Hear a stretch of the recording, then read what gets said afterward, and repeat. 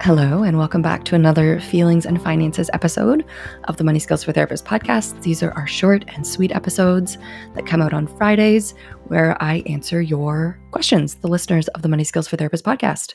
And today's question is from Sabra.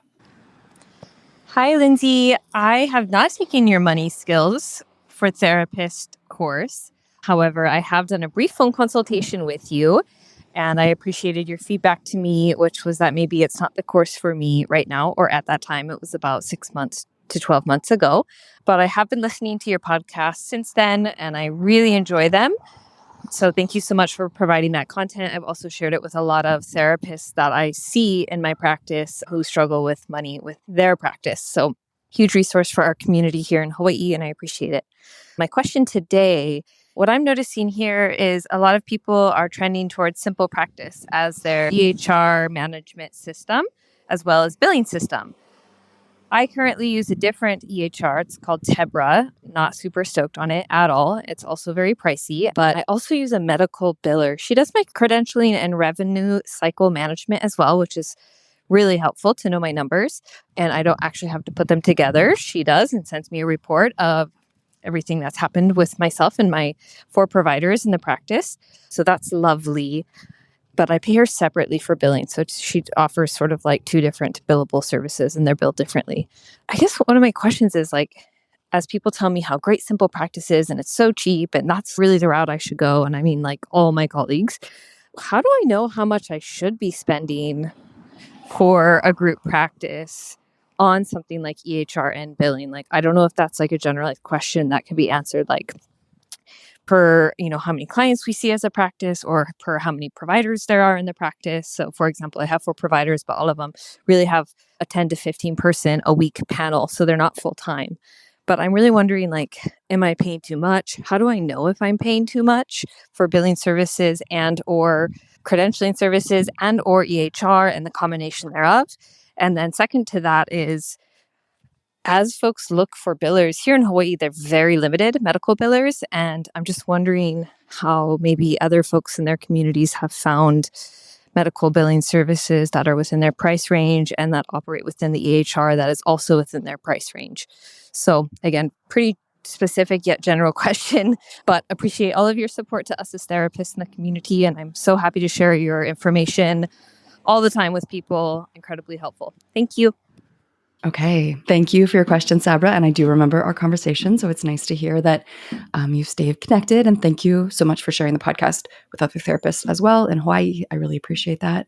So yes, it is a specific question, but it does fall within broader questions of what do healthy numbers look like in group practice and what is worth outsourcing versus what is worth doing in-house, right? Because when you are paying a biller, you are outsourcing all the problem solving associated with billing, right? And so you're not just outsourcing, the software, the submission of your claims for insurance, but you're also outsourcing the problems, right? You're outsourcing disputes with insurance or the need to follow up or to resubmit.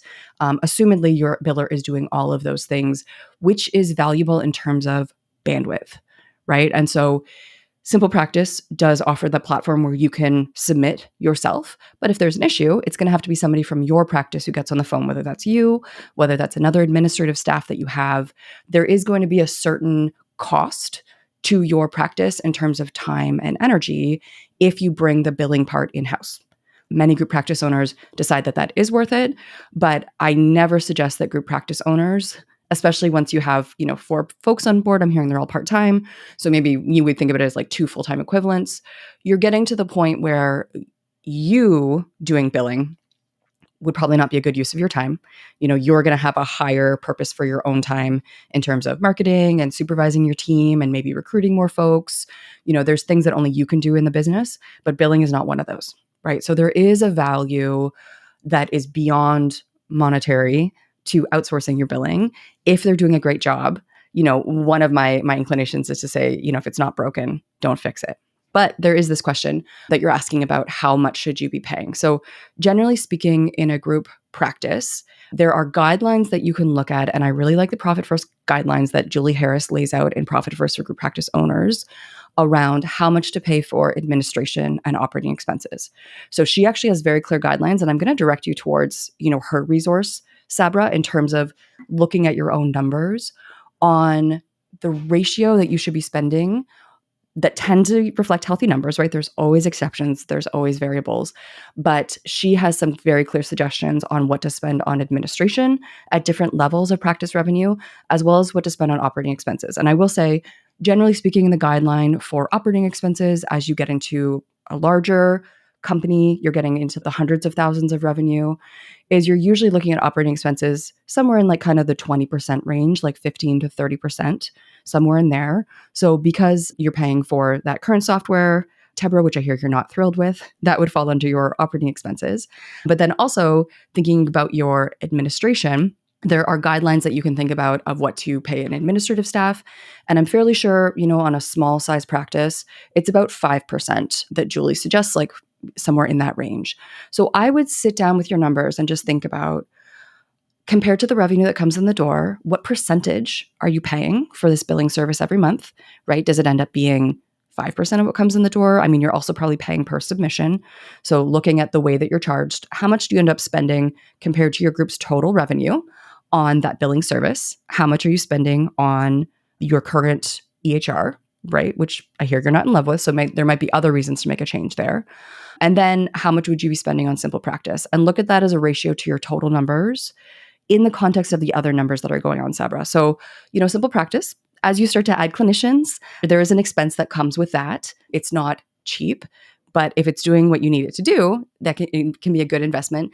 But you're going to want to see, what is that going to do to your operating expenses? Is that going to start to tip you kind of out of that 20-30% range? Does that start to put you into numbers that are much higher? Generally speaking, once our operating expenses get beyond 30%, usually it starts to be unsustainable, right? There's just too much money required to run the business. And then when you think about your clinician splits and what they're taking from their fees, and then having money left over for you to get paid, usually over 30% for operating expenses is too much. It's not sustainable, right? So if you think about switching to simple practice and cost that out, look at that in relationship to your other operating expenses you currently have. Does that start to put it too high? But then you'd also be getting rid of that billing expense. Is the billing expense now kind of beyond 5% of your revenue? Just sitting and looking comparatively of, where are you now? Are you within those ranges? Grab Julie's book, Profit First for Group Practice Owners, because that will give you some more numbers to put into context based on the revenue size of your practice, because I don't know your revenue size, but Julie has great charts there that let you see, okay, for solo practice, small group practice, medium group practice, large group practice, here are some guidelines of what your numbers can look like. And then you can run your numbers based on where you're at now. Are you within healthy ranges for what tends to work for group practices for the size you are now? And if you made this switch where you no longer work with billers, but you move over to simple practice, what does that do to your numbers? But I would also really, really think about your bandwidth, Sabra. So if you do not work with billers, is there somebody on your team who's going to take that over? Is there an existing administrator who would be great at that?